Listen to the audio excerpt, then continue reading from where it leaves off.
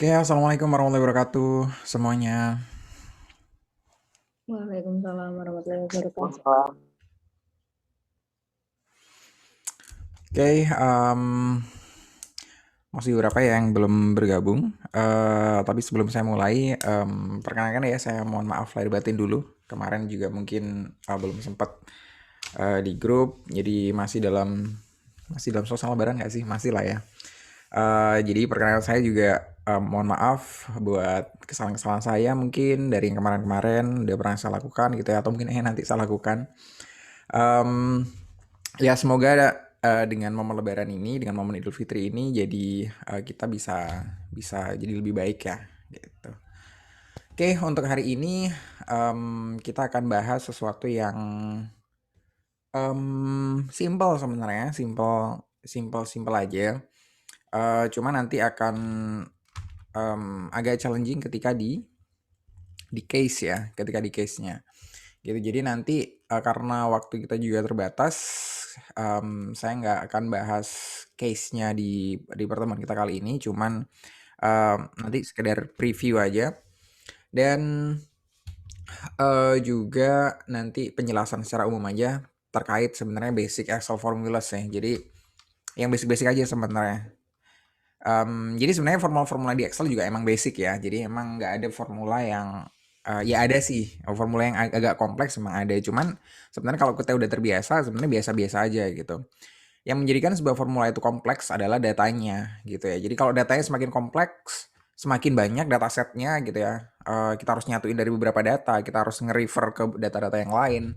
Itu yang ngebuat Excel kita jadi kompleks gitu ya. Formula kita jadi panjang. Padahal di situ sebenarnya cuman ada formula-formula yang simpel-simpel aja gitu ya. Jadi misalnya formula yang basic, misalnya VLOOKUP, nanti di dalamnya juga akan ada atau if gitu ya. If nanti kemudian di dalamnya juga ada, di dalam bracketnya juga ada VLOOKUP.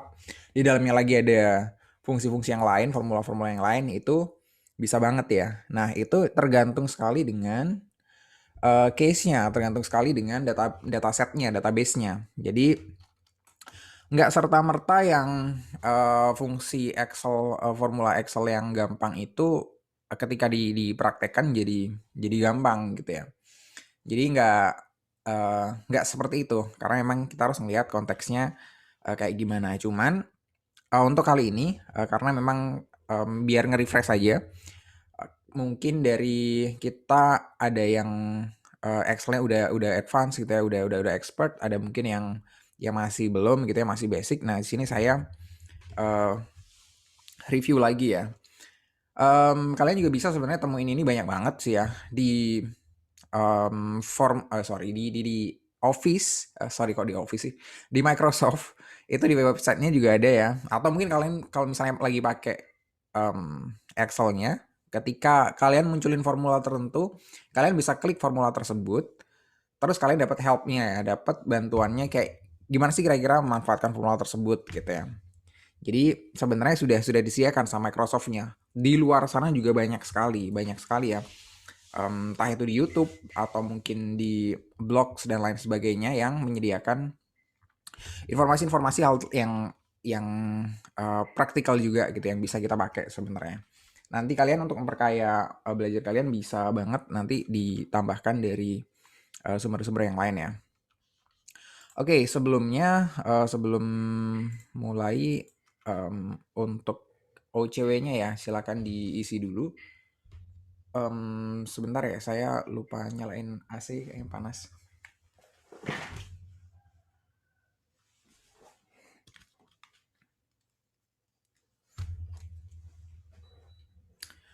Oke, sorry.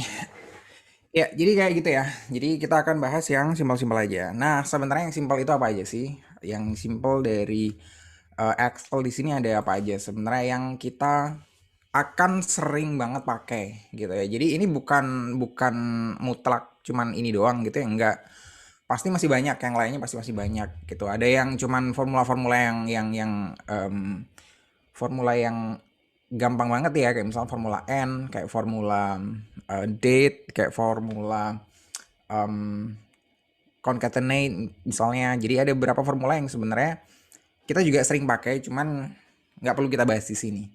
Nah, yang di sini saya tunjukkan di sini itu adalah beberapa formula yang akan sangat sering kita pakai ketika kita ngomongin tentang marketing analytics ya. Kita ngomong data dari datasets, kita harus ngapain? Nyari sebuah informasi dari situ atau nyari inquiry tertentu gitu ya. Kalau misalnya kita dikasih pertanyaan, dikasih soal, em, tolong misalnya cari dari data yang misalnya banyak sekali ya.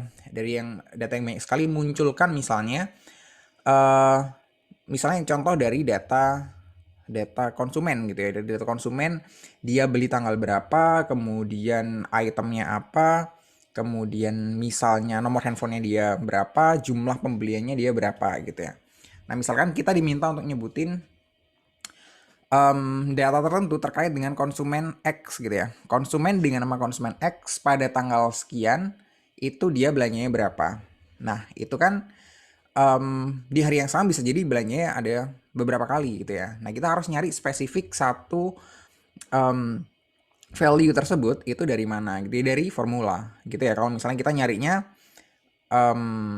terstruktur, kalau misalnya nyarinya pakai brute attack ya langsung kita cari di database-nya gitu ya. Kita pakai control F segala macem gitu ya. Nah, itu bisa, cuman data yang seperti itu kan cuman data yang jadi informasi aja dan nggak bisa kita olah lebih lanjut. Sedangkan kalau misalnya data itu udah bentuknya VLOOKUP dan segala macem, itu kan bisa kita siapin juga apa namanya dashboardnya, kemudian bisa kita visualisasikan ke bentuk yang lain juga. Nah, itulah fungsinya kenapa di sini kita harus paham secara basic beberapa rumus yang ada di sini gitu ya. Jadi sebenarnya gampang-gampang. Yang pertama VLOOKUP gitu ya. Saya yakin kemungkinan besar kalian semuanya udah tahu ini ya. Kemungkinan udah tahu ini. Jadi VLOOKUP, kemudian index and match, dan ifs, countif, sum ifs gitu ya. Jadi itu yang sebenarnya biasa banget kita pakai. Nah, mungkin dari 4 tersebut itu yang agak kurang familiar adalah yang nomor 2 ya, index and match gitu. Nah, kenapa di situ ada index and match gitu ya? Itu adalah salah satu formula yang saya cenderung lebih pakai daripada VLOOKUP ya. Cenderung saya prefer index and match karena beberapa hal sebenarnya. Nanti bisa saya sebutin. Dan itu yang ada di Excel, itu ada di Microsoft Excel gitu ya. Sebenarnya judulnya di mata kuliah ini, di topik kali ini adalah di Excel ya. Cuman di sini ada tambahan um, satu formula yang khusus dari Google Sheet yang itu nggak ada di Excel gitu. Jadi ketika kita menggunakan Google Sheet, import range ini jadi formula yang membedakan dia banget dengan Excel gitu ya. Excel sebenarnya bisa ya. Jadi import range ini gambarnya kayak gimana? Sebenarnya import range ini adalah ngambil database dari dataset yang lain. Nah, sebenarnya di Excel juga ada gitu ya.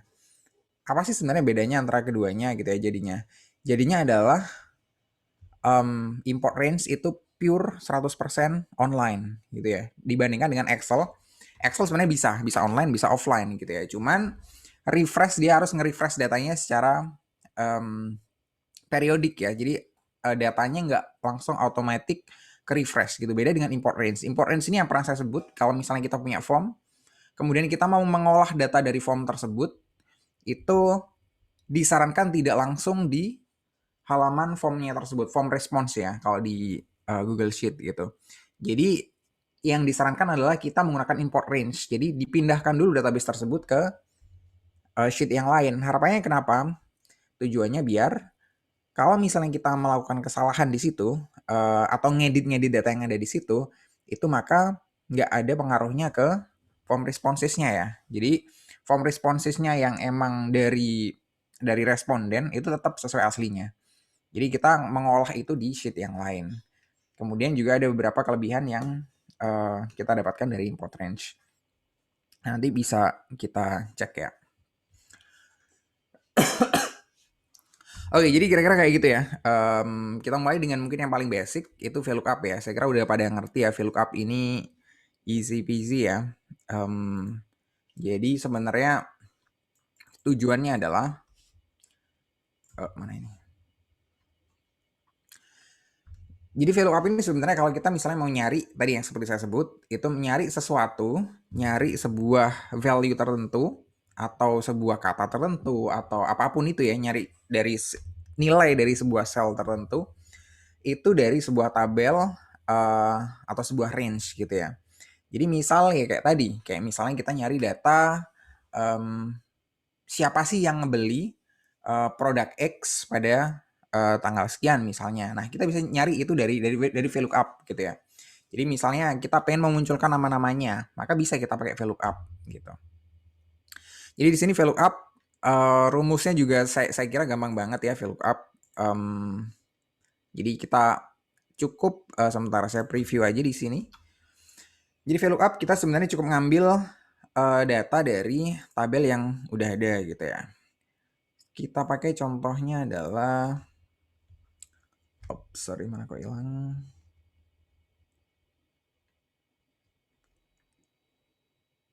Oke.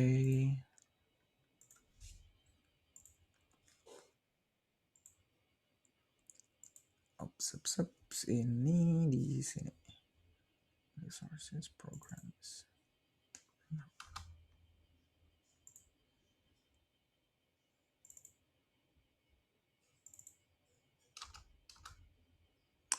Dari oke.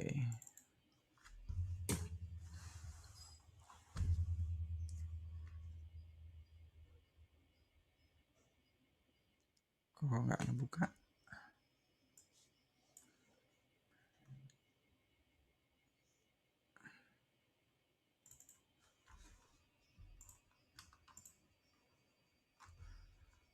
Oke, dari data ini.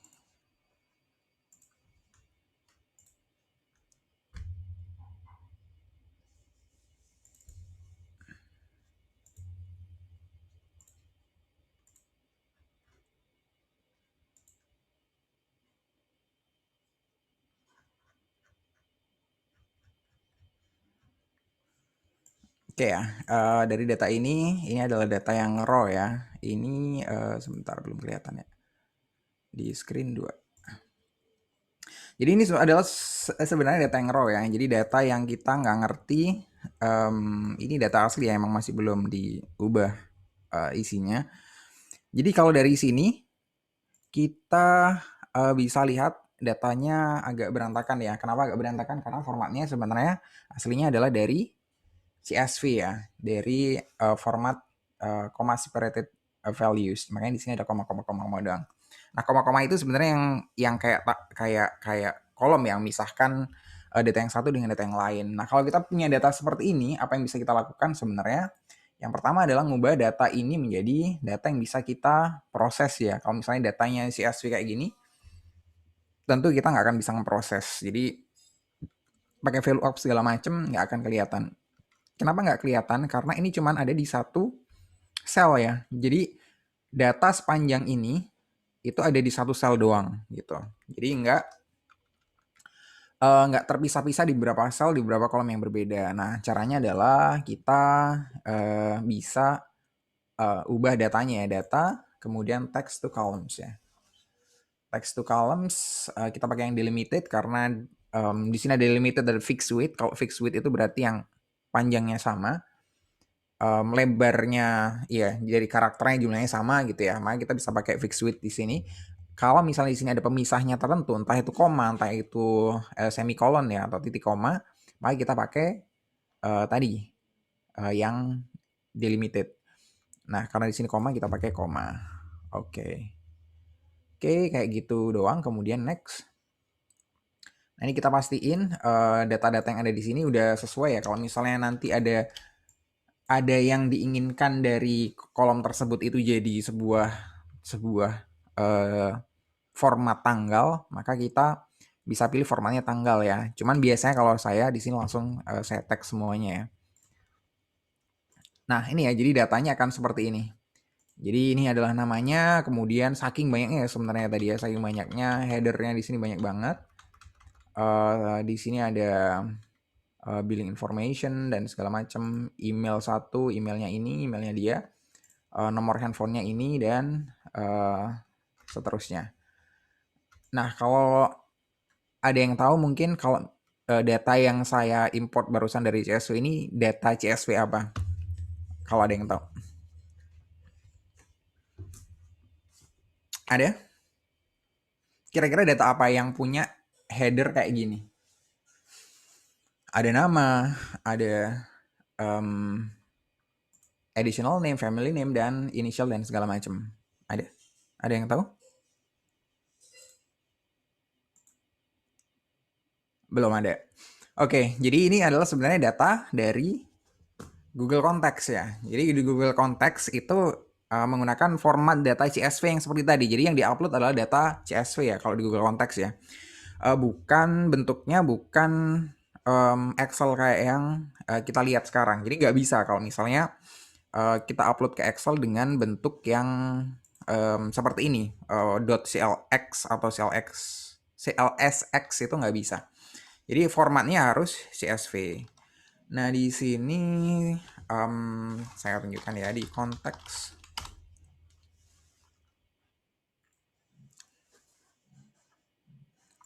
Ini bisa dilihat ya, mungkin ada yang udah biasa juga. Kalau yang biasa bikin event mungkin saya kira terbiasa ya bikin kayak gini. Jadi tinggal ketika diimport atau ekspor, nah di sini kan CSV ya. Jadi kita pilih filenya bisa CSV, bisa vcard gitu. Dan di situ nggak ada pilihannya Excel. Makanya kita harus jadiin filenya seperti CSV tadi. Nah kalau tadi saya berarti rollback ya. Dari yang udah CSV saya jadiin ke format tabel lagi di sini. Jadi sebenarnya kayak gini ya. Jadi ini adalah let's say ini adalah data kita gitu kan. Kita ilangin aja yang oke, yang nggak ada isinya ya kita ilangin ya. Jadi dari data ini misalnya kita harus nyari nyari value tertentu gitu ya dari yang ada di sini.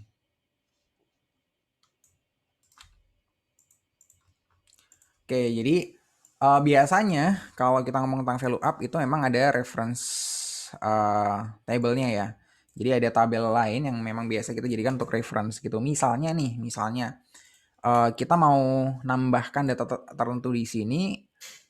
Kalau misalnya ya, contohnya mungkin kalau datanya nggak terlalu banyak, kita kan bisa pakai untuk WhatsApp misalnya ya. Ini agak hubungannya agak ke customer service sebenarnya memang. Cuman itu juga akan kita pakai. Jadi misalnya kita akan nyiapin link WhatsApp di sini.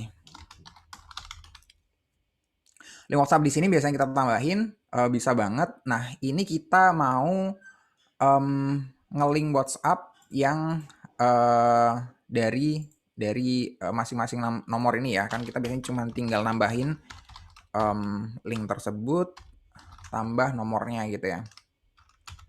Tambah nomornya ini. Nah, ini masih harus diedit ya. Kita bisa tambahkan lagi sebenarnya adalah formatnya harus kalau misalnya di WhatsApp itu harus diawali dengan 62 sedangkan nolnya harus hilang gitu. Kita bisa pakai replace juga bisa. Pakai 62 kemudian nanti mid dari karakter kedua juga bisa. Nah, kayak gitu ya. Jadi kayak gini juga bisa. Nah, kalau misalnya ini kan masing-masing nama sudah punya link yang masing-masing ya sesuai dengan nomor yang mereka entry sebenarnya di formnya. Nah, di sini yang membedakan antara Google Sheet dengan Excel adalah di sini linknya yang udah kita generate di sini nggak bisa kita klik ya, nggak bisa kita langsung eksekusi dengan langsung gitu. Jadi kalau misalnya di Google Sheet, maka kita bisa langsung klik linknya ini, kita bisa bisa masuk ke WhatsApp dan kita langsung bisa ngirim text message tanpa sebenarnya nyimpen nomornya semuanya ini gitu ya. Nah, skenario yang tadi yang saya pakai adalah kita nyimpen nomornya dulu di Google Contacts gitu ya. Jadi ini mungkin nggak akan perlu gitu. Tapi mungkin di saat-saat tertentu juga hal yang seperti ini juga perlu kita lakukan. Itu kalau misalnya kita mau nambahkan link WhatsApp. Nah, sebenarnya kan kita tadi mau nambahin untuk lookup ya, untuk VLOOKUP. Jadi misalnya dari data yang ada di sini kita mau nambahkan misalnya tadi ada yang sudah done dan kirim link ya. Jadi kita bisa tambahin kayak gini, terlalu kecil banget ya. Jadi dan kita bisa misalnya tambahkan informasinya lunas, kalau kirim link, maka yang kita munculkan adalah format dari ini ya, lunas belum lunas gitu. Nah, ini adalah contoh ya, ini contoh sederhana sekali dari data reference yang bisa kita pakai gitu. Nah, kalau dengan VLOOKUP, ini misalnya pembayaran, di sini kita pakai VLOOKUP, kemudian lookup value-nya, lookup value yang kita lihat dari tadi dan ini ya. Kemudian dari tabel array-nya, dari tabel di mana kita mau ngambil datanya. Bisa kita klik manual seperti ini, atau bisa juga di tabel tertentu udah kita kasih nama ya. Ini kita coba pakai kayak gini, kemudian kolom index number ya. Di sini ada kolom index number nomor 2 dan false. Kenapa false? False itu berarti harus tepat 100% ya. Jadi harus persis seperti yang ada di sini. Jadi kalau misalnya di situ nggak persis, nggak bisa. Jadi di sini makanya yang done udah otomatis lunas gitu ya. Kalau ini kita tarik ke bawah, oh ini yang kirim link via SMS ternyata. Nah karena tadi kita untuk ini ya, untuk koreksinya itu ada di false, maka yang kirim link seperti ini jadi nggak muncul ya, non available. Jadi emang harusnya ditulis lengkap. Nah, baru muncul seperti ini. Nah, kira-kira kayak gitu saja ya sebenarnya untuk VLOOKUP ini. Nah, sebenarnya yang di sini jadi problem buat kita itu apa sih kalau dari VLOOKUP ini? VLOOKUP ini yang jadi problem adalah VLOOKUP value should always be in the first column in the range for VLOOKUP to work correctly. Jadi kalau misalnya dari data yang tadi ya, dari reference-nya tadi, ketika kita ngambil ini sebagai lookup value-nya, maka harus dipastikan bahwa ketika kita di tabel array-nya itu dan sama kirim link ini juga ada di kolom yang pertama gitu ya. Jadi kalau misalnya ini nggak ada di kolom pertama, nggak bisa gitu ya. Jadi kalau misalnya di sini ada kolom yang lain gitu ya, ada kolom 1, 2. Yang kita ambil misalnya dari A, B, C, D ya misalnya. Di sini kan ada B sampai C ya, langsung kita ketik di sini aja, A, B, C. Berarti tadi sebenarnya 3 ya, kolom ketiga, maka nggak ada. Nilainya nggak muncul. Nah, itu adalah problem yang dimiliki oleh VLOOKUP gitu ya. Jadi, ada keterbatasan ketika menggunakan VLOOKUP gitu ya. VLOOKUP dan HLOOKUP sebenarnya. Jadi ada dua macam sebenarnya. Kalau VLOOKUP itu kita ngelihatnya ke samping yang seperti ini, ke samping, dari kiri ke kanan. Kalau HLOOKUP itu dari atas ke bawah. Nah, mereka punya keterbatasan ketika dipakai seperti tadi ya. Jadi, yang ada di lookup value tadi harus jadi di kolom pertamanya gitu. Jadi kalau misalnya itu nggak jadi kolom pertama, maka nggak bisa. Artinya lagi, VLOOKUP ini hanya bisa ngelihat data dari kiri ke kanan. Jadi dari kiri ke kanan gini ya. Kalau misalnya bentuknya datanya kayak gini, dia nggak bisa gitu ya. Jadi misalnya sebenarnya kita lookup value-nya itu adalah dan sama kirim link ini tadi seperti yang ada di sini ya. Kita pengen memunculkan lunas dan belum lunasnya dari kolom yang ada di sebelah kirinya. Itu nggak bisa dilakukan di VLOOKUP ini. Jadi harus dilakukan melalui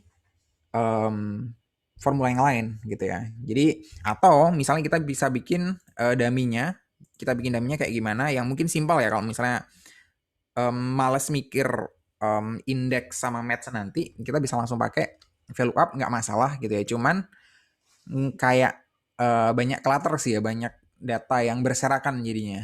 Jadi kita bisa buat aja yang dummy kan sekalian di sini. Nah, dengan seperti ini kan udah berarti dari kiri ke kanan kan. Jadi kita bisa ambil nanti referensinya dari C ke D gitu. Jadi bukan dari B lagi. Karena sebenarnya nilai dari D juga sama dengan nilai B. Cuman nih tabelnya kan jadi nggak enak dilihat ya kalau kebanyakan kayak gini. Jadi kebanyakan clutter kayak gini. Nah, makanya karena keterbatasan dari VLOOKUP tersebut, kalau misalnya di marketing analytics, maka kita akan cenderung di-encourage untuk pakai yang namanya formula berikutnya. Itu adalah index dan match. Nah, dengan index dan match ini sebenarnya fungsinya basically sama ya.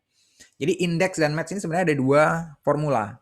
Cuman dua formula ini kita jadikan satu biar punya fungsi yang seperti VLOOKUP tadi ya. Jadi masing-masing indeks itu punya fungsi sendiri, match juga punya fungsi sendiri ya. Jadi itu kita gabung jadi satu. Nah, dengan adanya indeks dan match ini, kita bisa melakukan horizontal and vertical lookups ya, sama seperti HLOOKUP sama VLOOKUP. Sama. Tapi yang berbeda di sini adalah two-way lookups gitu ya. Artinya two-way bisa ke kiri ke kanan, bisa kanan ke kiri, bawah ke atas ke bawah. Jadi bisa lebih keren ya, lebih kompleks. Kemudian left lookups ya, itu yang sebenarnya masuk di two-way lookups ini. Kemudian case sensitive lookups.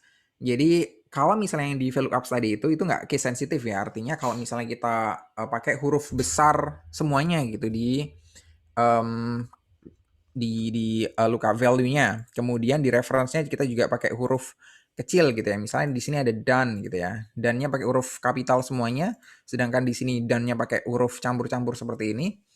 Kalau di VLOOKUP masih bisa ya, masih bisa. Nah, sedangkan kalau misalnya di index dan match kita bisa menentukan untuk case sensitive lookups gitu. Nah, ini bakal kepakai kalau misalnya di data-data tertentu ya, yang kita emang datanya biasanya campur-campur case-nya. Jadi kita pakai yang uppercase, pakai yang lowercase. Jadi dicampur-campur dan kemungkinan ada yang sama gitu ya. Kemungkinan ada yang sama. Jadi misalnya A, B, C, D, huruf kapital semuanya, ada A, B, C, D, kecil semua itu dianggap beda. Di sini jadi penting akhirnya untuk pakai index dan match gitu. Tapi kalau enggak ya nggak perlu juga. Dan kemudian juga lookup berdasarkan beberapa kriteria yang berbeda-beda ya. Nah sebenarnya kalau basically formulanya ada di dua ini ya, indeksnya seperti ini, array, row number, column number, kemudian yang satunya adalah match, lookup value, lookup array, sama match type ya. Di sini yang jadi masalah adalah ini powerful, formula ini powerful, cuman untuk bisa memahami logika dari perpaduan dua formula ini butuh waktu ya. Jadi butuh waktu. Jadi emang sedikit berbeda dengan cara pakainya tadi di VLOOKUPs gitu. Jadi kalau di VLOOKUPs tadi yang diambil pertama kali adalah lookup value-nya gitu ya.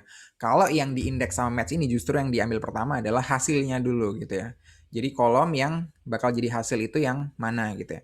Nah, kalau misalnya di VLOOKUP tadi kan yang jadi hasil justru di bagian akhir gitu ya, di bagian tengah link. Jadi ada di kolom keberapa gitu. Nah, itu yang juga jadi masalah kalau misalnya ada di apa namanya ini di VLOOKUP gitu ya. Coba ini kita balikin ya. Kita pakai masih contoh yang sederhana aja. Cuman buat dapat gambarannya dulu, kita balikin dulu ya ke ini tadi. B. Oke. Jadi misalnya kita balikin dulu ke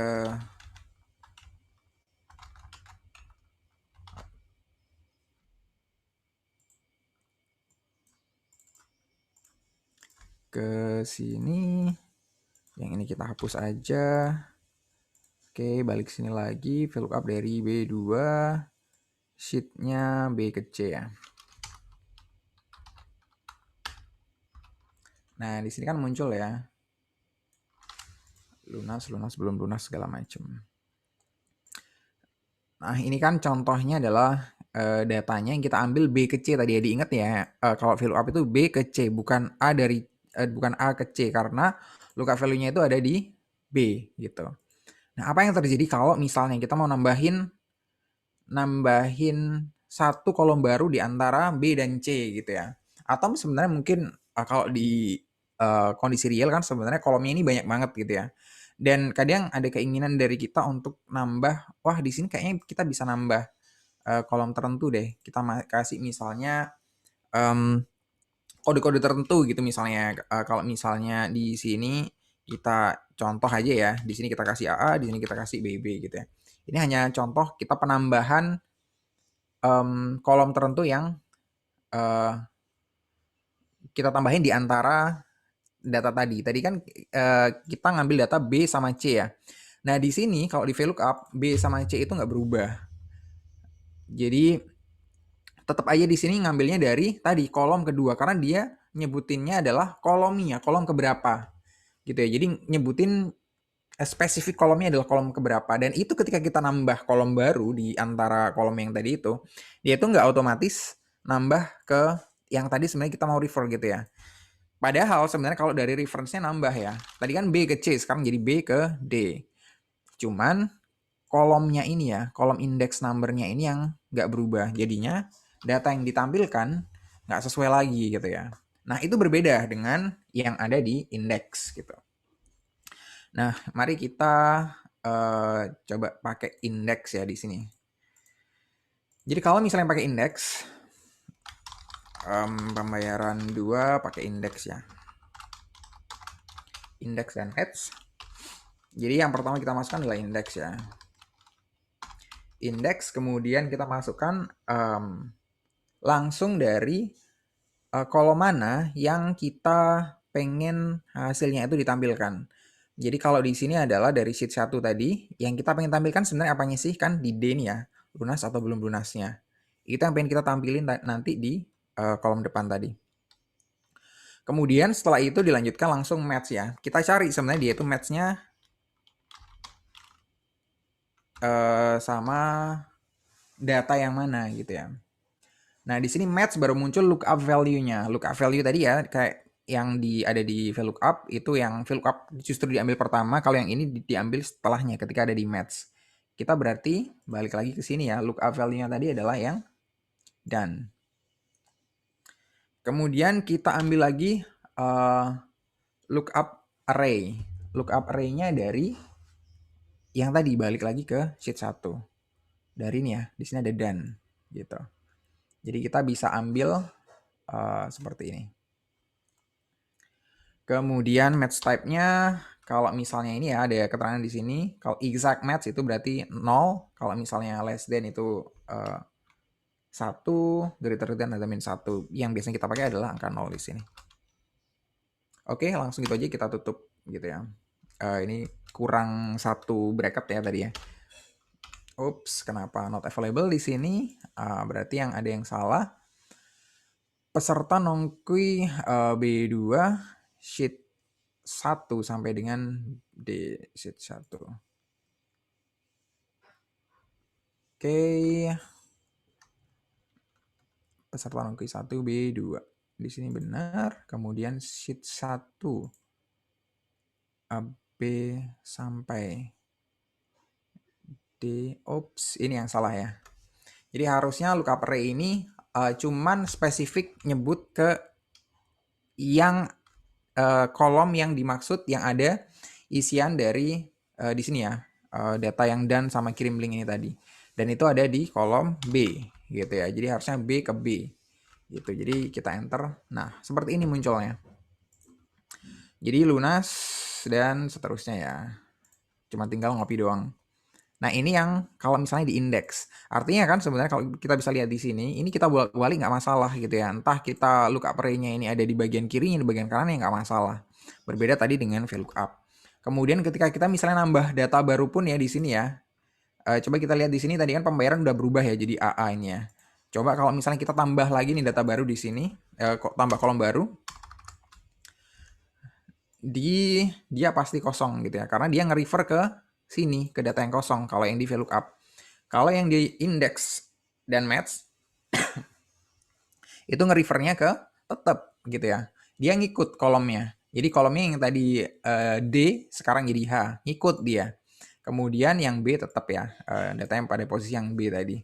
Karena kenapa? Karena dia nggak nyebut kolomnya kolom keberapa, tapi lebih nyebut ke kolom apa. Jadi kalau kolom apa ketika datanya bergeser, dia ngikut ya. Kolom, nama kolomnya kolom apa? Kolom A, B, C, atau selanjutnya gitu ya.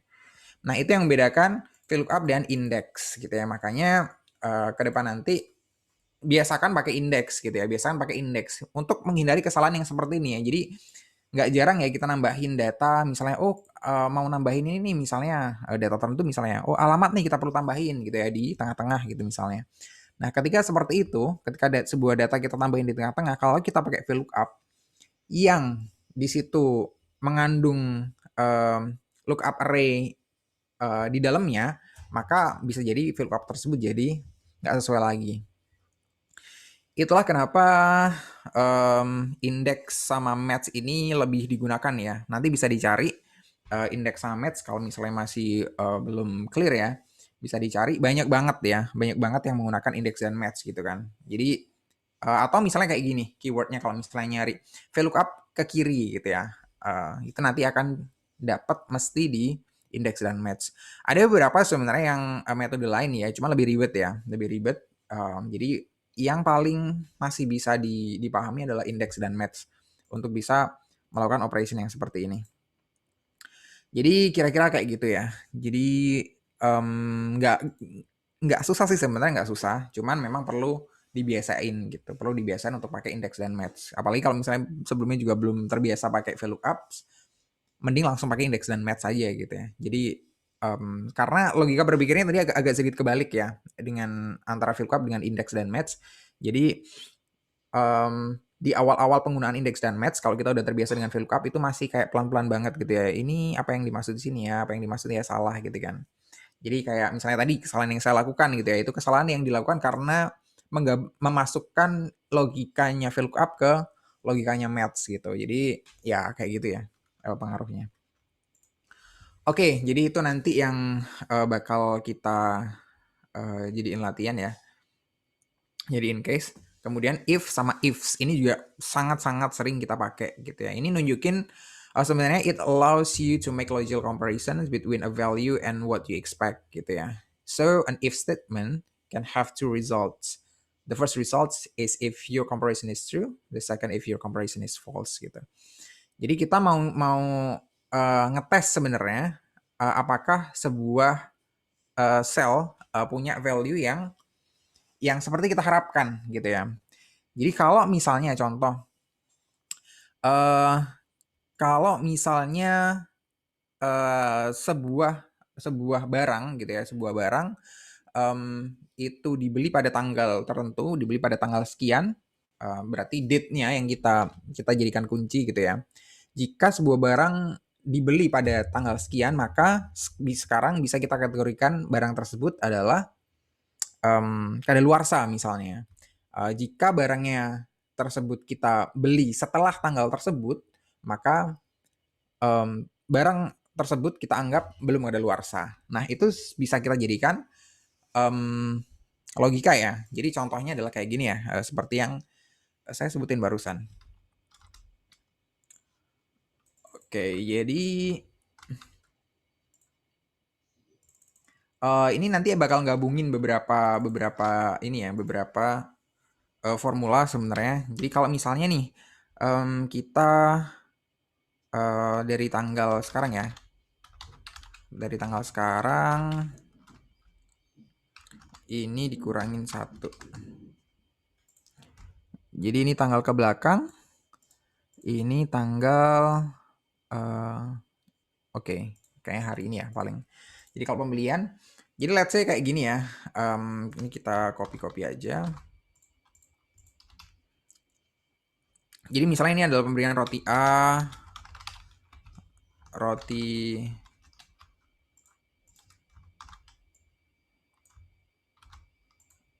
kenapa? Oke, ini kayaknya agak error ya, saya nggak bisa nge-copy. Sebentar, saya tutup dulu.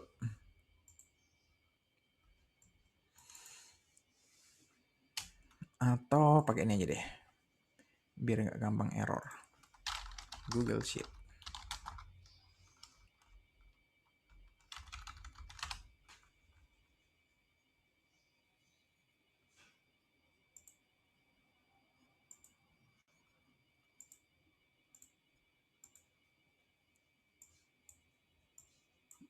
Oke ya, Google Sheet aja. Jadi pada dasarnya sama ya, Google Sheet sama Excel seperti yang kita udah bahas beberapa kali.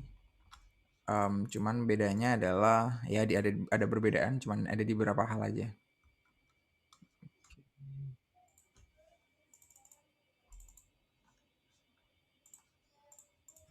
Jadi contoh kalau misalnya kita dari tanggal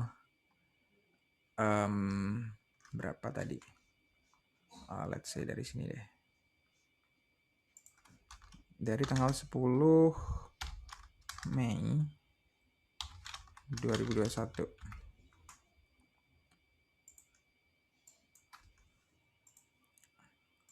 Ups, ini formatnya ini ya.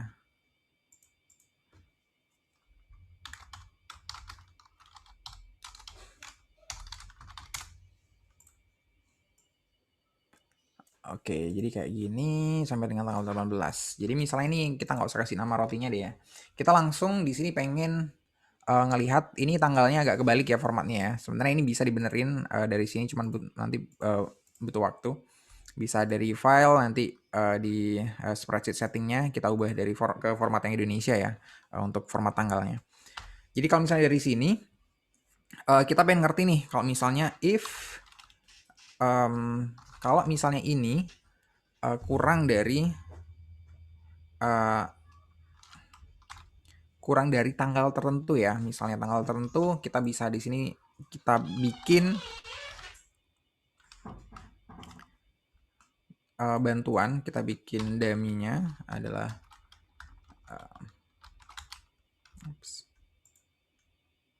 kok gini sih. Nah, jadi kan today-nya ini ya. Jadi today ini bakal selalu ke-update juga gitu kan. Kalau misalnya besok sheet-nya ini kita buka, ya date-nya besok udah ganti tanggal 19 gitu ya. Nah, ini contohnya adalah jika tanggal ini itu lebih dari atau sama dengan ini dikurangi 3 ya, atau mungkin 3 ya, 3 hari berarti ya. 3 hari, maka value-nya kalau misalnya benar itu maka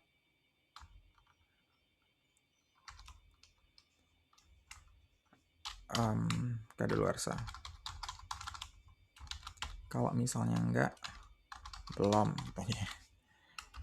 Nah, di sini ada yang salah, ada gitu ya. Kalau misalnya B3-nya ini lebih dari ya, di sini yang dimaksud lebih dari, bisa kita lebih dari atau sama dengan juga bisa ya. Lebih dari sama dengan juga bisa. Kita pakai yang seperti ini juga cukup ya. Nah, di sini ada yang salah kah? Jadi kalau misalnya ini kan tanggalnya tanggal 10 ya, 10 Mei. Jadi 10 Mei harusnya kan B3 itu lebih dari F2-3. Harusnya kan kalau misalnya di sini ini kan udah lebih dari 3 hari ya. Jadi maka salah gitu ya, harusnya salah. Maka harusnya di sini harusnya kadaluarsa. Maka ada di sini rumusnya yang kurang tepat gitu ya. Jadi logikanya adalah, jadi kita cuma bermain logika ya. Kalau if itu cuma logika-logikan aja. Nah, if ini kita bisa pakai banyak banget ya. If itu bisa panjang banget ke belakang. Panjang bangetnya gimana? Jadi kalau misalnya if ini saya cuma pakai satu logic ya. Satu logic berarti kalau misalnya B3 ini kita tes ya logiknya apakah benar. Kalau B3 itu ini berarti lebih dari F2 dikurangi 3 maka kadaluarsa atau belum. Nah, di sini kan salah ya. Nah, yang benar kan di sini harusnya kurang dari. Gitu. Jadi, kalau misalnya dia kurang dari 3 hari, kurang dari 18 dikurangi 3, itu maka dia udah kadaluarsa gitu ya. Jadi, kalau misalnya belum adalah belum juga. Nah, di sini ada yang salah lagi ya. Kira-kira kalau misalnya saya drag ke bawah gitu, ada yang salah apa? Yang salah ada di sini. Harusnya di sini kita kunci ya. Karena dia jadi dummy cell-nya di sini ya. Kadaluarsa. Kita bisa tarik ke bawah lagi dengan rumus ternyata masih di sini F2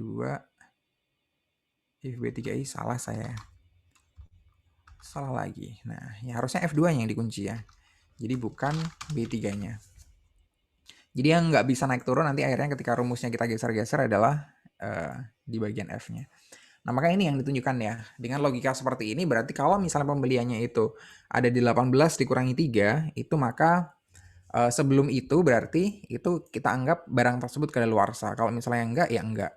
Nah, data ini akan otomatis berubah ya ketika kita buka besok gitu. Ketika misalnya kita buka besok, berarti tanggal 19 Mei, artinya yang sekarang belum kadaluarsa di tanggal ini, tanggal 15, besok pasti bakal kadaluarsa.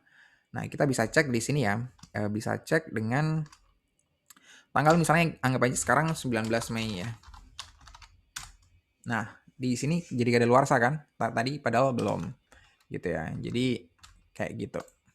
Seperti itu aja ya if ya. Nah, if ini bisa banyak banget ya, bisa banyak banget kalau misalnya ada beberapa logika yang mau kita tambahkan, maka logika yang baru kita taruhnya di value if false ya. Kita tambahkan logika yang baru, if yang lain. Jadi cuman seperti itu ya, if nyambung. Bisa jadi sangat sangat panjang gitu. Jadi tergantung dari case-nya kayak gimana. Nah, biasanya juga saya juga sering sekali pakai if gitu ya, dan biasanya emang agak panjang biasanya, nggak sekedar cuman kayak gini doang gitu. Jadi biasanya pakai if. Nah, kenapa ini nggak pakai VLOOKUP gitu? Kenapa di sini kita nggak pakai VLOOKUP ya? Jadi misalnya tanggal sekian, kadaluarsa tanggal sekian enggak gitu ya. Karena kalau VLOOKUP kan dari reference yang sifatnya statis ya. Sifatnya nggak berubah.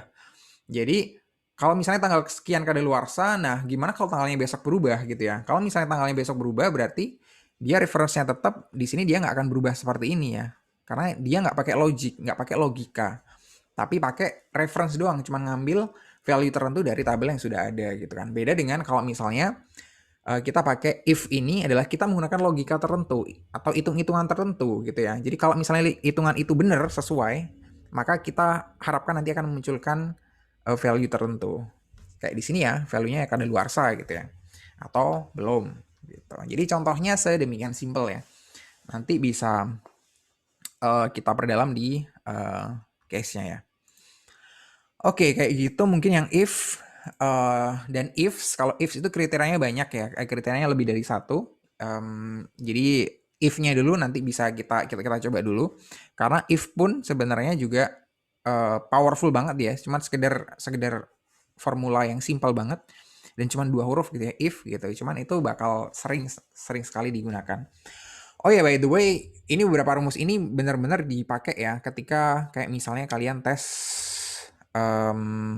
sebagai data analis misalnya, atau market analis atau bisnis analis gitu ya di sebuah perusahaan gitu. Kalian bisa cek nanti di YouTube ada beberapa channel ya yang nunjukin tes mereka ketika mereka tes kayak misalnya di Shopee, tes di beberapa perusahaan startup lainnya, mereka diminta menggunakan fungsi-fungsi ini gitu. Jadi kalau kalian udah terbiasa dengan fungsi-fungsi ini, saya kira nggak ada masalah ya. Soalnya kayaknya nggak begitu susah gitu. Kalau misalnya kita udah terbiasa dengan formulanya, udah ngerti logikanya, ngerti formulanya itu bakal kayak gimana, saya kira nggak ada masalah ya. Itu gampang banget sih harusnya. Oke, berikutnya adalah countif ya. Countif ini mungkin karena waktu kita sempit ya, nggak saya kasih contoh mungkin. Countif ini kita ngitung dengan kriteria tertentu. Jadi misalnya kayak tadi, kok jadi nggak enak ya kalau mau kalau nggak ngasih contoh. Kayak misalnya tadi deh di sini. Jadi kita count ya, count yang kadaluarsa berapa gitu. Sebenarnya ini bisa kita pakai apa namanya pivot ya, dengan contoh yang saya tunjukkan saat ini gitu kan. Jadi kita bisa tunjukkan berapa yang kadaluarsa di sini dan berapa yang belum gitu. Jadi countif range-nya dari sini kita langsung ambil aja semuanya. Kriterianya adalah kadaluarsa. Nah, dia nunjukin nanti langsung kadaluarsanya 6 gitu ya. Kita cek di sini, kita hitung beneran ya. 1 2 3 4 5 6, bener 6 gitu ya. Kok pintar ya di sini Google-nya.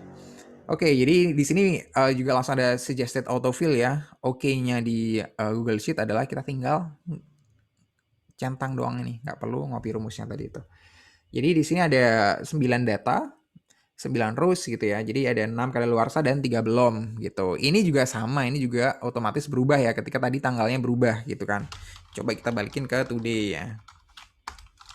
Nah, kadaluarsanya kan jadi 5, belumnya jadi 4. Nah, dia ngehitung ya. Jadi ngehitung jumlahnya berapa. Sama seperti kemarin di pivot table, di situ kan ada count ya. Kita bisa tunjukkan count-nya berapa, jumlah datanya itu ada berapa, dan kemudian juga ada jumlah nominalnya ada berapa ya. Kalau misalnya kita mau nambahkan di sini misalnya ada angka tertentu gitu ya. Kita misalnya bisa tambahin ini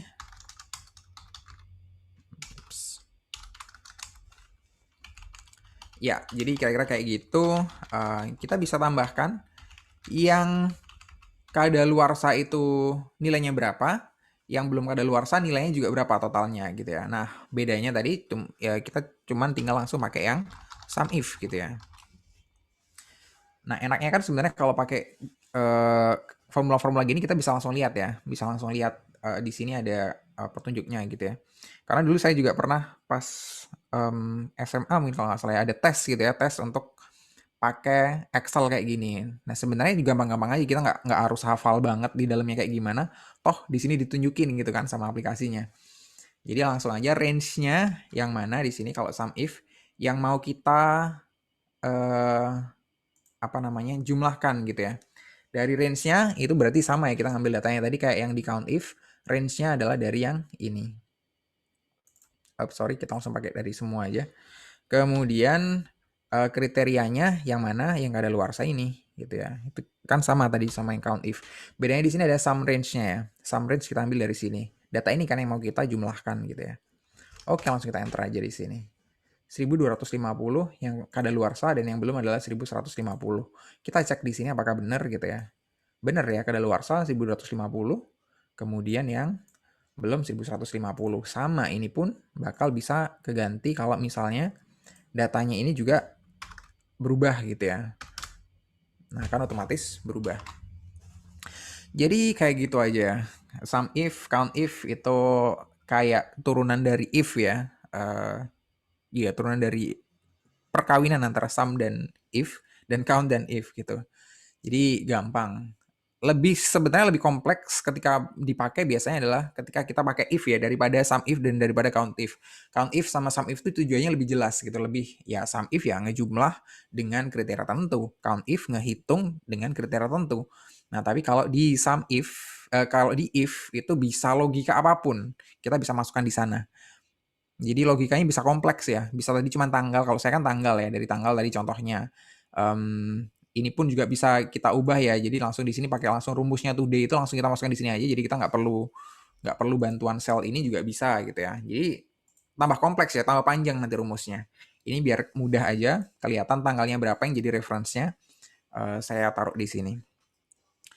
Dan kemudian yang terakhir adalah sum if, count if udah ya. Import range ya. Jadi import range ini kita mengimpor dari apa namanya Google Sheet yang lain gitu. Jadi Google Sheet yang lain punyanya siapapun gitu ya. Jadi punyanya siapapun. Enaknya kayak gitu ya. Jadi enaknya kayak gitu. Kita nggak usah susah-susah. Jadi misalnya nih di sini ada Zafira misalnya. Zafira buat form tertentu gitu ya. Buat form minat apa ya misalnya minat terhadap produk tertentu gitu ya. Nah, saya pengen ngakses data tersebut juga, saya pengen ngolah data tersebut juga gitu ya. Secara real time, saya pengen data yang dari Zafira tadi itu juga masuknya ke saya itu real time. Jadi nggak ke ini ya, nggak kayak Zafira ngedownload data tersebut kemudian ngirim data ke saya pakai pakai WhatsApp gitu ya. Pak, ini datanya, data yang terbaru gitu ya. Nah, nanti ketika misalnya saya butuh data terbaru, saya harus minta lagi, Zafira bisa dikirim yang terbaru lagi nggak? Dan segala macam. Enggak gitu ya, tapi langsung dari form tersebut, itu langsung saya ambil datanya. Kayak nge-grab datanya, data grabber gitu ya. Jadi langsung nge-grab data dari satu sheet itu secara keseluruhan. Nah, caranya adalah menggunakan import range ya. Import range ini khusus spesifik untuk di Google Sheet. Jadi nggak ada di Excel. Di Excel ada yang mirip, cuman namanya beda ya, bukan import range. Nah, di sini kita bisa pakai import range ya. Import range di sini imports data from another spreadsheets gitu ya. Jadi spreadsheet URL-nya apa? Nah, kita harus masukkan spreadsheet URL-nya. Spreadsheet URL nya kayak contohnya di sini. Jadi kan kalau misalnya kita di-share ya, di-share URL tertentu kan seperti ini kan. Kita dapat data seperti ini ya, spreadsheet-nya ya. Nah, kemudian dari spreadsheet tersebut yang jadi catatan, harus jadi catatan adalah spreadsheet tersebut itu harus open untuk bisa diakses oleh pihak luar gitu. Jadi kalau misalnya spreadsheet tersebut nggak dibuka aksesnya, maka kita juga nggak bisa ngakses ya. Jadi kita nggak bisa ngambil data orang lain ngasal gitu ya, asal tanpa sepengetahuan mereka gitu. Tapi kalau itu emang dibuka buat semuanya, ya kita bisa ambil ya. Siapapun bisa ngambil jadinya. Toh sebenarnya kita ngelihat juga boleh gitu kan, berarti ngambil juga boleh kan kalau datanya itu tersedia gitu. Kan nggak ada bedanya dengan copy paste gitu kan. Kalau misalnya kita buka datanya dia, toh dia yang mempersilahkan kita ngebuka, kita copy datanya, kita masukkan ke data kita, nggak masalah kan. Berarti import range juga boleh. Jadi itu ya tadi ya, permissionnya harus diperhatikan. Karena kalau misalnya belum dikasih permission, nanti bakal ada notifikasi ya, bakal ada notifikasi. Kemudian di sini setelah URL-nya udah ada, kemudian di sini ada World Cup A1 sampai 21. Ini adalah contoh ya, World Cup ini adalah nama sheet-nya yang ada di sini, sheet 1 atau sheet 2. Kemudian dari kolom berapa sampai kolom berapa gitu ya. Jadi kalau misalnya kita mau semuanya ya udah ditinggalin aja ya langsung nama sheet-nya aja. Kalau misalnya kita mau kolom tertentu, Bu, misalnya A sampai Z, ya udah langsung tulis A sampai Z gitu. Kalau misalnya A1 sampai D21 berarti khusus isolate dari A1 sampai D21 aja ya. Jadi sedikit data yang bisa kita ambil. Jadi basically cuman kayak gitu ya. Nah, data dari situ nanti bisa kita olah lebih lanjut gitu. Bisa kita olah lebih lanjut sesuai keinginan kita sendiri gitu. Nah, itu sebenarnya yang kita perlukan biar kita um, menghindari apa namanya data itu kita udah dapatkan melalui form ya. Kemudian data itu nggak sengaja kita ubah gitu. Nah, itu jangan sampai terjadi. Jadi kira-kira kayak gitu. Nah, contohnya adalah kalau misalnya kita mau ngambil data dari sini deh. Bukan yang ini. V ini juga bukan. Oke, dari tutor deh, nama sini aja deh, nggak apa-apa. Nah, ini hanya contoh ini aja ya. Jadi dari data ini misalnya kita mau ngambil data ini semuanya secara keseluruhan. Oh, dari form responses aja. Di sini ada form responses juga. Ini ya. Kemudian di sini kita copy ya. Dari URL-nya tadi kita copy ke sini tadi, import range. Jangan lupain tanda petik, di sini harus tambahin tanda petik. Kemudian range stringnya itu dari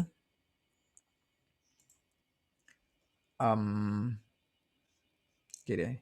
Dari DB ini aja, DB A sampai B misalnya, contoh cuma segitu doang.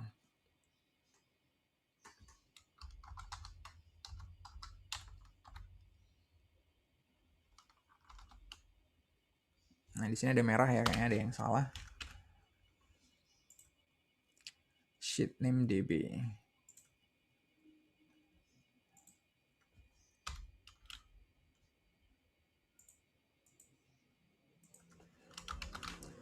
Oke, di sini harus ada ini juga ya. Di sini ada spreadsheet cannot be found. Nah, di sini ada kemungkinan beberapa ya. Kalau cannot be found ini memang dari linknya yang saya ngopinya nggak presisi ya. Jadi ada kesalahan ketika ngopi linknya di sini. Kenapa di sini jadi kayak gini? Saya kopikan lagi.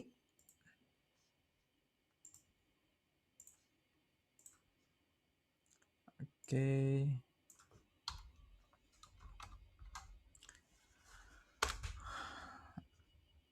Oke, nah ini dia. Jadi datanya langsung muncul seperti ini ya. Kalau emang tadi ada permission ya.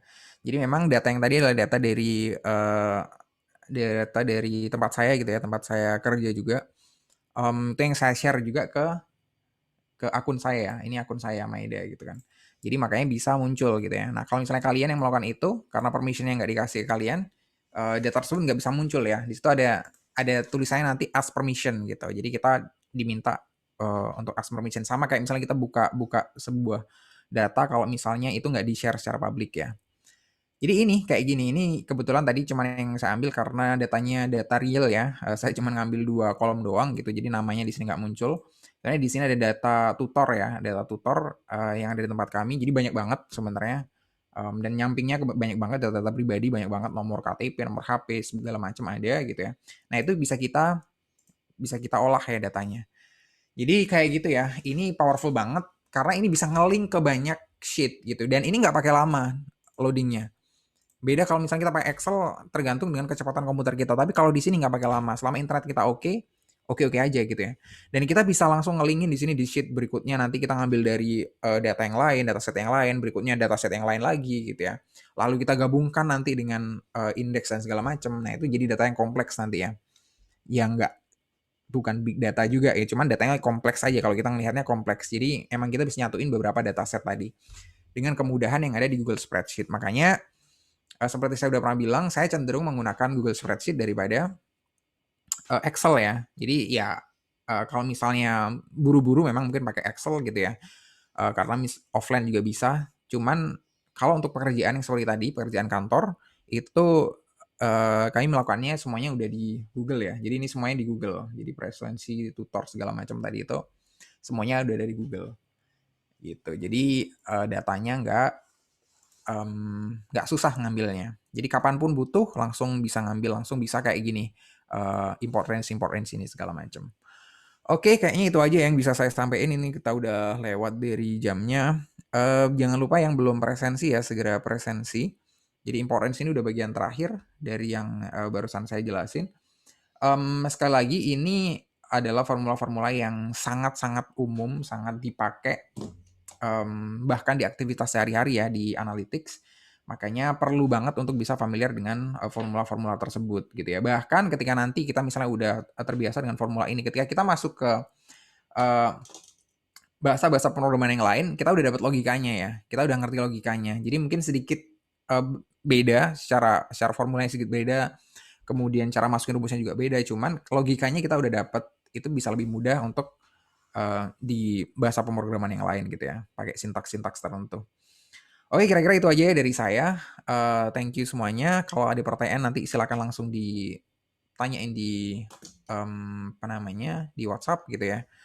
Kemudian nanti, Pak, yap, ada. boleh ditambah nggak Pak waktu Kenapa? presensinya? Waktu presensinya saya telat Pak, belum absen dari tadi. Oh iya, ntar lagi saya update ya. Ntar lagi saya update. Baik Pak. Yang belum presensi, ntar lagi saya update. Segera presensi. Setelah saya tutup ini, ntar lagi saya update. Oke, gitu aja ya dari saya ya. Nanti untuk tugasnya juga segera saya upload ya dengan data yang agak kompleks, mungkin agak-agak banyak. Biar lebih ada gambaran kayak gimana nanti bisa diaplikasikannya di sebuah data. Oke, semuanya thank you atas partisipasinya ya Farhan. Pak mau tanya, pas Hmm? pengerjaan tugas itu loh Pak, yang rumus if itu apa boleh Pak nggak dipakai? Karena kalau di logika kan udah bisa, karena kayak tadi tanggal today-nya tadi kan tanggal 18, berarti 18 Hmm? kurangi 3 kan 15, berarti 15 ke bawah itu kan kadaluarsa, terus 15 ke atas itu nggak kadaluarsa. Nah nanti apa boleh kayak gitu, apa harus pakai rumus? Terima kasih. Oke, iya. Jadi kalau misalnya kita ngomong tentang data statis ya, kita mau bikin report nih. Pertanyaan saya misalnya saya nggak ngasih pertanyaan ya. Em, mana ya tadi ya? Dari sini deh. Mana? Oke, datanya ini. Mana ya? Oke, jadi saya nggak nemuin datanya. Tadi jadi misalnya saya nanya nih ke Farhan gitu ya. Jadi di tanggal berapa aja yang kadaluarsa, di tanggal berapa aja yang enggak gitu ya. Nah, kalau format reportnya adalah format report yang statis, maka hal tersebut bisa banget dibuat gitu ya. Oh, ini datanya. Nah, kalau misalnya saya cuman ngasih gini ya, data ini misalnya masih kosong ya, di sini masih kosong. Hanya ada tanggal saja.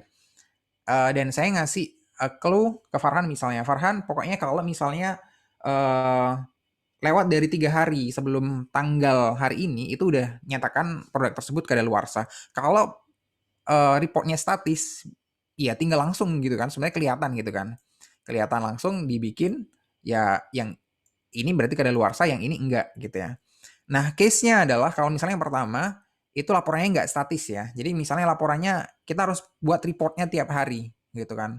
Masa iya tiap hari kita harus ngecek em, tanggalnya gitu kan? Enggak gitu. Jadi kalau misalnya kayak gini, besok kayak mau 5 hari lagi kapanpun kita buka sheet ini, itu akan terupdate secara otomatis gitu. Nah itu yang kita harapkan dari analytics gitu ya. Ketika kita buat dashboard itu harapannya sudah menunjukkan kondisi real pada saat dashboard tersebut dibuka gitu. Jadi langsung otomatis. Di sini kan juga kebetulan lebih mudah ya, lebih mudah karena ini memang kita tanggalnya kita buat urut gitu kan. Bisa jadi kan produknya sangat bervariasi, bisa jadi produknya sangat banyak, ribuan misalnya atau puluhan ribu gitu kan. Nah, kalau misalnya seperti itu, kita kan nggak bisa ngelakuin, mungkin bisa filtering ya, dengan melakukan filter sebelum tanggal sekian, itu kita nyatakan kadaluarsa, setelah itu enggak gitu. Itu bisa, cuman statis tadi. Ketika besok ganti tanggal, kita harus melakukan filtering baru lagi gitu ya. Nah, kegiatan itu yang berulang-ulang. Nah, ini yang harusnya kita hindarin gitu ya di analytics gitu. Jadi kita nggak ngabisin energi untuk hal-hal yang terlalu operasional gitu. Jadi mending kita sibuk mikirin logikanya dan biarkan nanti logikanya yang berjalan sendiri gitu ya. Daripada kita tiap hari harus bikin report gitu kan melelahkan juga gitu. Jadi goalnya sih sebenarnya itu Farhan. Jadi kalau misalnya boleh nggak boleh, kalau misalnya bikin report misalnya manajer minta report hari itu seperti apa, sebenarnya boleh-boleh aja gitu ya, boleh-boleh aja. Cuman ya capek di kita sebenarnya. Gitu sih. Jadi memang goalnya sebenarnya buat biar pekerjaan kita lebih otomatis gitu ya dengan adanya formula-formula tersebut. Gitu ya Farhan ya? Iya Pak, terima kasih Pak. Oke, jadi nanti bisa dicoba-coba dulu aja. Emang mungkin semuanya nggak belum familiar gitu ya. Jadi dicoba-coba dulu aja, nggak masalah kalau misalnya ada yang salah juga semua sama-sama belajar gitu ya. Oke ya, gitu aja dari saya. Entar lagi saya update presensinya. Thank you semuanya atas partisipasinya. Sampai ketemu di nanti ya Senin depan, insya Allah. Oh iya, Senin depan kemungkinan juga saya nggak bisa ngajar ya, nggak bisa ngajar live karena saya ada nggak tahu diklat apa namanya seminggu lebih ya. Bahkan di 2 Senin di depan ya. Nah, saya harapkan mungkin nanti saya bisa deliver itu dari YouTube ya, semoga ya. Kalau iya semoga saya usahakan harus bisa. Karena waktunya mepet banget gitu. Karena nggak mungkin juga kuliahnya malam-malam kan. Karena emang dari pagi sampai sore banget gitu tiap harinya. Jadi gitu aja dari saya. Thank you atas perhatiannya. Mohon maaf kalau ada salah-salah. Wassalamualaikum warahmatullahi wabarakatuh. Waalaikumsalam Waalaikumsalam warahmatullahi wabarakatuh. Terima kasih Pak. Yap, Assalamualaikum sama-sama. warahmatullahi wabarakatuh. Terima kasih, Pak. Sama-sama semuanya.